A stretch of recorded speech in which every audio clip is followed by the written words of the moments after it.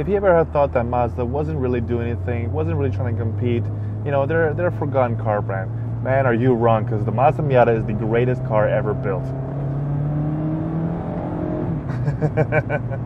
Now, the Miata has always been sort of that car that, you know, just hangs around in the background. You know, they're a pretty cool guy. You know, they don't really say very much, but when they're called upon, you can trust them. You can believe in them. You can say, you know what, that guy is cool. You know, that's sort of what the Mazda Miata is like. You know, they've been in production for decades. You know, they're just so widely loved. You know, it's unanimous. People love the Mazda Miata.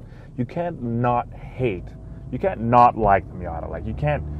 Everybody loves them. You know, they race them. They use them as their dailies. You know, they drift them. You know, everybody loves the Miata, and there's a reason for that. It's because it's so simple. You know what you're getting with a Miata. It's usually convertible. Well, they're all convertible with the hardtop now. They're all convertible. You know, you get a manual. You get a small engine, lightweight. You know, it's just again another perfect combination of light power, light car. It becomes a really much faster car than you think.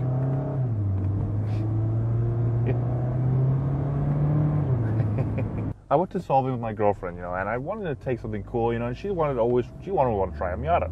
You know, it's a Miata. Everybody loves a Miata, right? And I, you know, ended up renting one of these for $76 a day, and they gave me 600 miles, you know, plenty of miles, a stupid amount of miles, right? And I really got to enjoy this car now. And then on the way to Solvang, a lot of roads there are very windy. Unfortunately, it was raining, and I didn't really want to take a front-engine rear-wheel drive car to go in the rain and start pushing it. You know, I'm not going to do that. You know, I'm not, especially not with Evelyn next to me.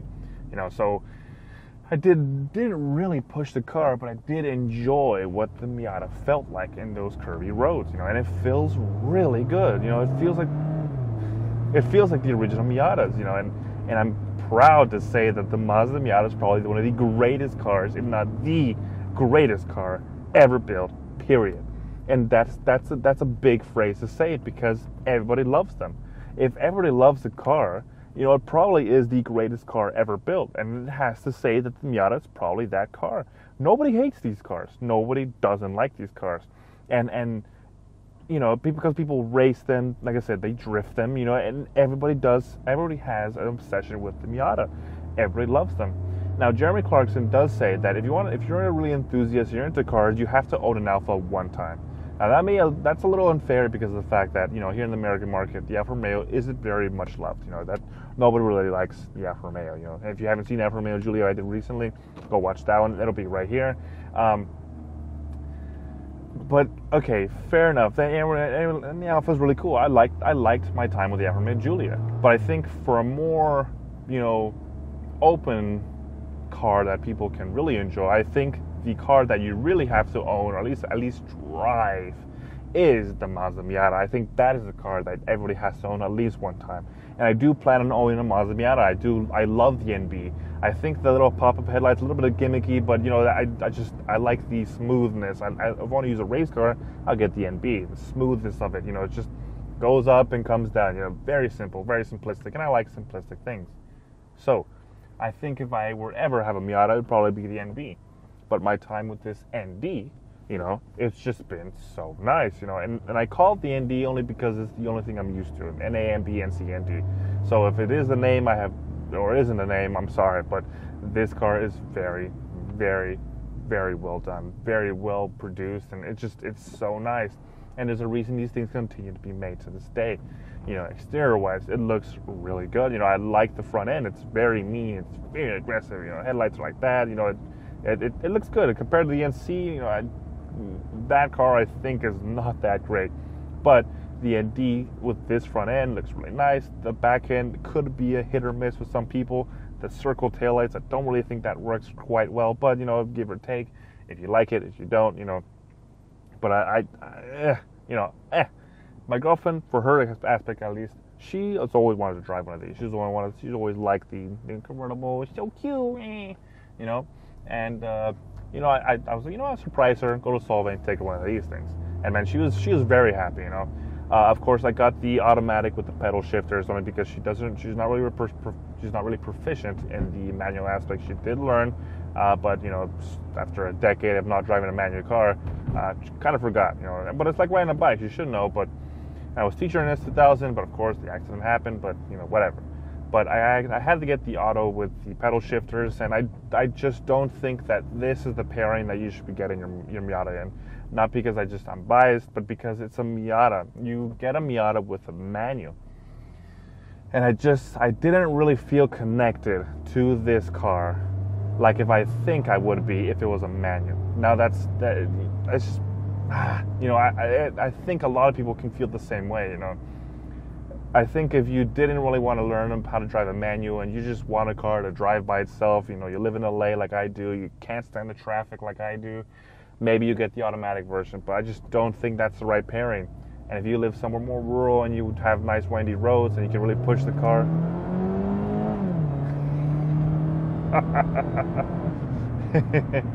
if you live in a rural area and you can really enjoy your manual, you know, you have to try to get it in a manual. That probably feels so much better. But I had to let her drive it to really experience if she wants to buy one of these things. She's getting more into cars and she wants to have something nice, but still, you know, a little bit, you know, not super race car. She's not really into that, but she loved this car. Now, something that she definitely did not love is the fact that in this version of the Miata, you don't get a backup camera. She's used to luxuries. She's used to having to not look behind her. You know, look right there, look at that. But at least for me, I have no problem just turning behind me, you know, and like a lot of people. Well, she wants a backup camera. Navigation. And this model, the owner did not get the navigation. So he would have to go to Mazda, pay for the manual, excuse me, and put it in there. Pay for the manual, pay for the navigation, and put it in there.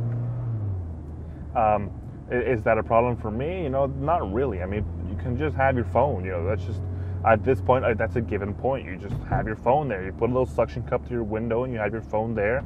It's legal here in California. You have your phone right here with navigation as long as it's there. And, you know, it's not I have to have a necessity for navigation. At least for her, she needs a backup camera. And that could make or break the fact that she wants one of these or not. Do I think that's a real reason to not pick a car? No, I don't think so. If it doesn't have a backup camera, who cares? Just turn around. But you know, it would be her decision, her choice, and what she spends her money on, of course. But I think that this ND and Mazda has really knocked it out of the park with this car. It's so perfect and simplistic, you know. And I like when things are perfect and simplistic, you know.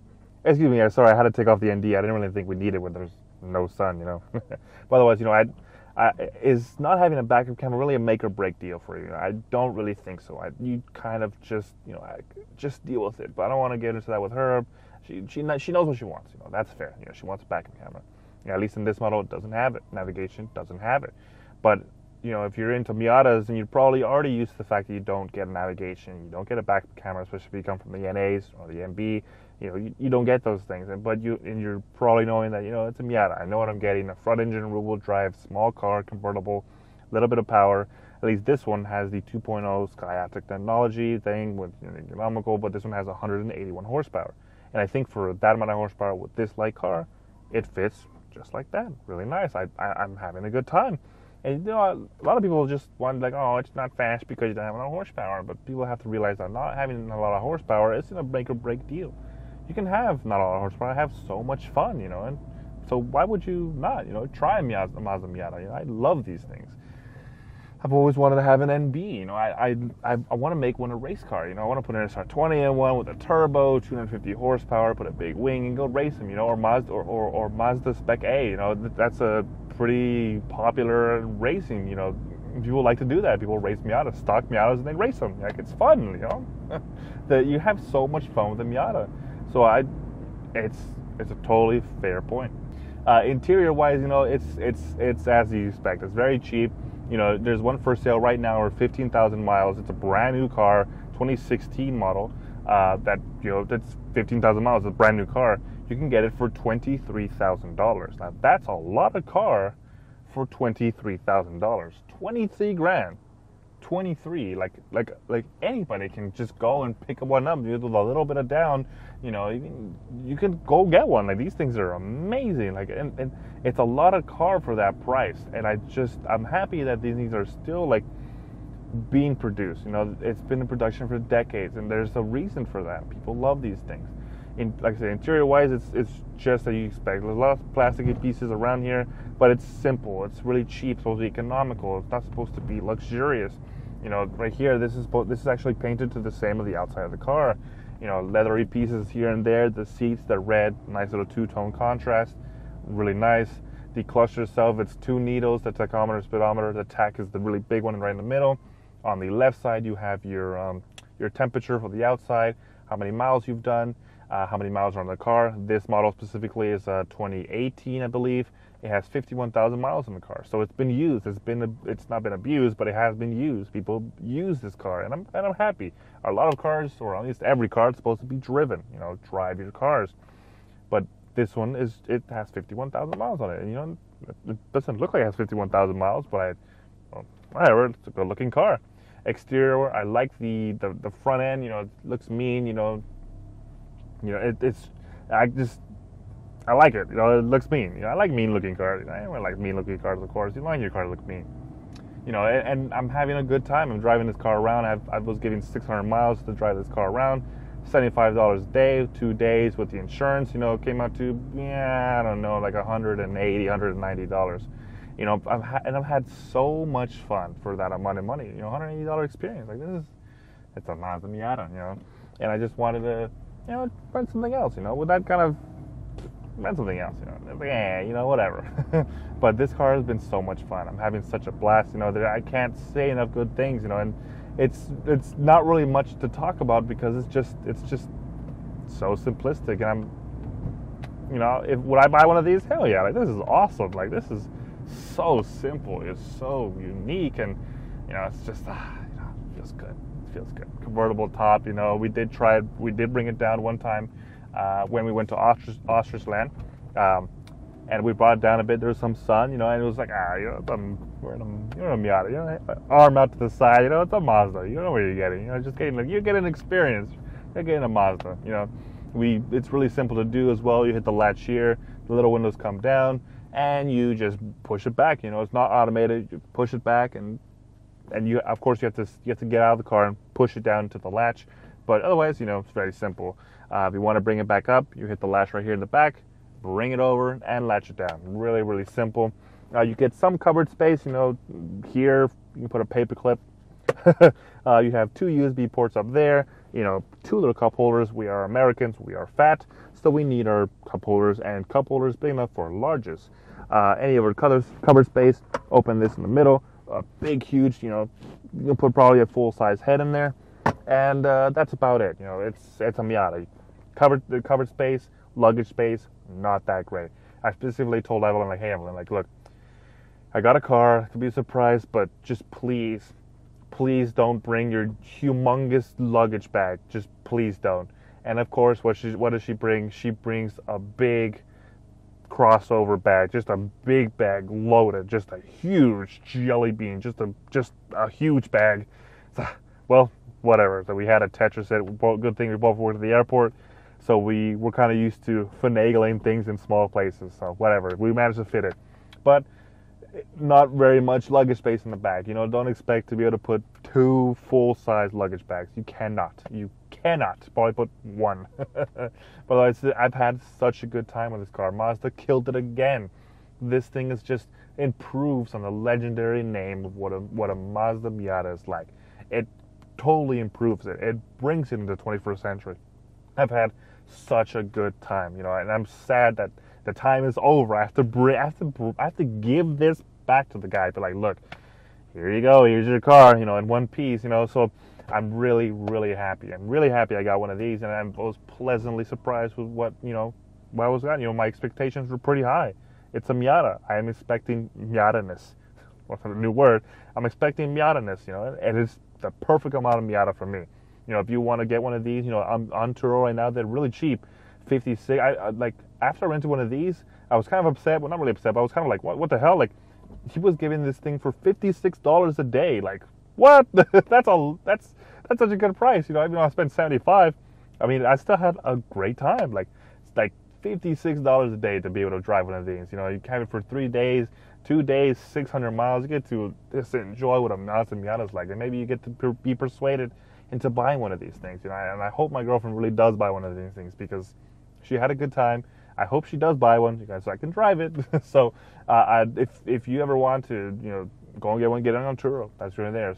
If you want to go somewhere with your Miata, go to Solvang. Really nice city. Like I said, it's a Dutch city with lots of food, lots of alcohol. There's beer there for you to drink, and it's a really nice city to just walk around and enjoy. It's not a nightlife city, but you will enjoy yourself. Otherwise, I'm glad I hope you enjoyed this review of the 2018 Mazda Miata ND is what I call it. And if you ever thought about getting one, or you're looking around car shopping for something, try a Miata. I get it's kind of small and you may want a full size, but at least try it. At least experience what it's like to have one. But it's all up to you. Thank you again for watching Robots One Tire Fire as always. Thanks again for watching. I really appreciate all you guys watching me just blab on about cars. I'm sorry that this review is inside the cars because it's raining, so I kind of can't put the camera outside. Otherwise I wouldn't care. But thanks again. I appreciate it. Appreciate everyone for watching. If you haven't seen the Alfa Romeo Jewelry review, it'll be right there, or over here. If you haven't seen the Audi TT RS review, go watch that one as well. Another fun car. I thought that was probably the greatest car ever made until I saw that price tag, $72,000. A lot of money, but I will say, just the final thing is this car and this group of cars, except for the NC, this group of cars, Mazda, the Miata, is probably the greatest set of cars ever built. Period. This is it. It's just, again, like I said, if everybody loves the car and if nobody dislikes it and nobody doesn't like the car and everybody has a soft spot for it and everybody kind of likes it, it's probably the greatest car ever built. And I will say it again, the greatest cars ever built. So thanks again for watching Robots One Tire Fire, and I hope to see you for the next video because I have some of this stuff in the pipeline and I'm very excited for you guys to see that, okay? Thanks again for watching, I appreciate it, and see you for the next one.